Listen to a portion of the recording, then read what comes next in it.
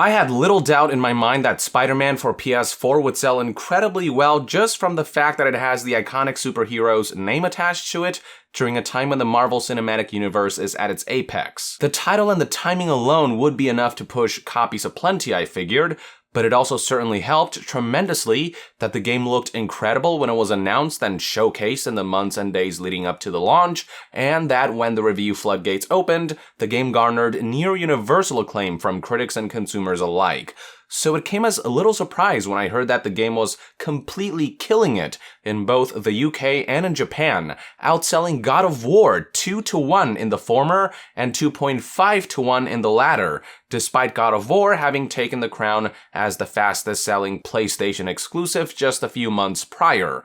In the UK in particular, Spider-Man quickly became the fastest selling game in 2018 so far, edging out Far Cry 5 even, which is particularly impressive considering Spider-Man is a PS4 exclusive, whereas Far Cry 5 is a multi-platform game. What this clearly conveyed was that in the long term, when more concrete numbers are released, Spider-Man would be able to easily topple God of War as the most successful PlayStation exclusive launch in history. Lo and behold, news outlet USA Today reported exactly what many people expected, with figures showing that Spider-Man has launched to a record-breaking opening. According to the article, not only was Insomniac's Spider-Man pre-ordered by around 1 million people, when the game did eventually launch, it managed to sell a whopping 3.3 million copies in just the first 3 days of release. You may recall God of War, which previously held the crown, sold 3.1 million copies within the same time period. It's still mighty impressive that a lesser-known IP like God of War still managed to keep pace with freaking Spider-Man, mind you, but ultimately the iconic web-slinger did come out on top. Not trying to paint this as a competition between the two titles, mind you, they were both released under Sony's umbrella and they both performed incredibly well. I'm simply trying to provide some perspective on just how successfully both games performed commercially and how PlayStation 4 continues to kill it during this generation of consoles. USA Today also noted how at a retail price of $60, 3.3 million copies sold roughly translates to around $198 million in revenue, which completely topples Spider-Man Homecoming's own opening weekend box office figure of $117 million.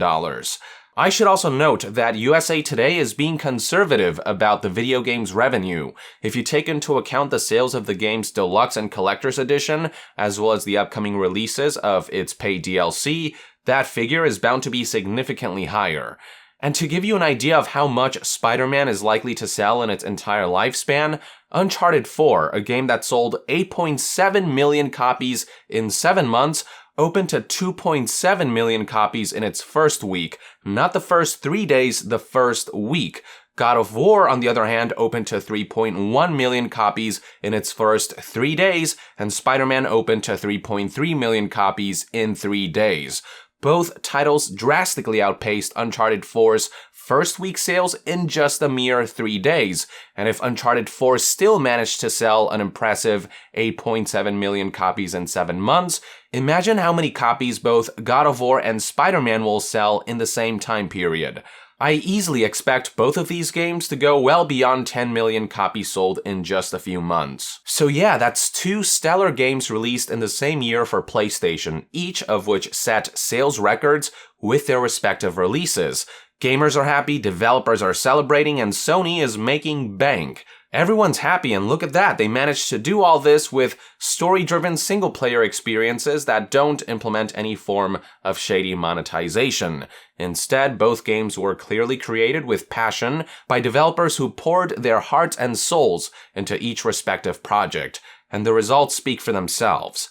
What we have here is a win-win scenario, which goes to show just how full of shit greedy game publishers are when they tout the absolute need to implement microtransactions to thrive in this industry, or the claim that story-driven linear single-player experiences are a dying breed. What the likes of EA don't understand is that there's only so far just a brand name will take you in selling copies, that quality is paramount above all else.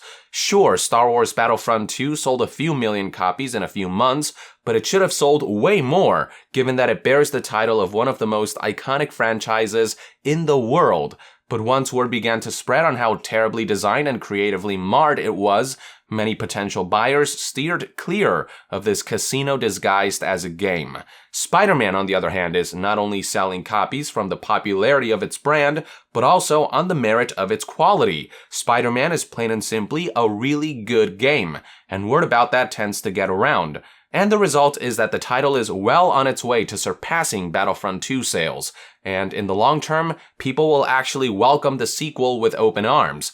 That's what EA is unable to do, think long term. They don't understand the concept of nurturing a franchise by getting in the good graces of people for long-term viability. They're instead always thinking about how much money they can make now while thoroughly fucking themselves for the future.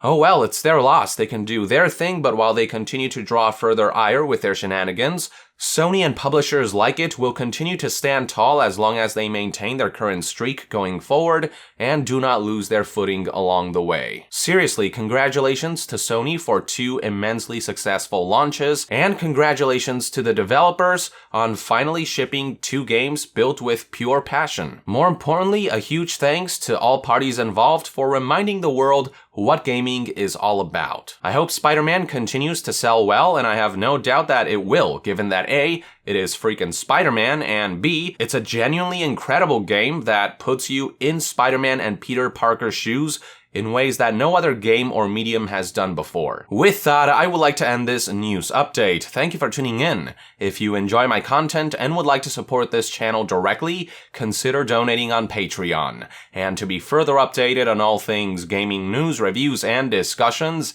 stay tuned right here on Young Yeah. I'll see you guys next time. Young out.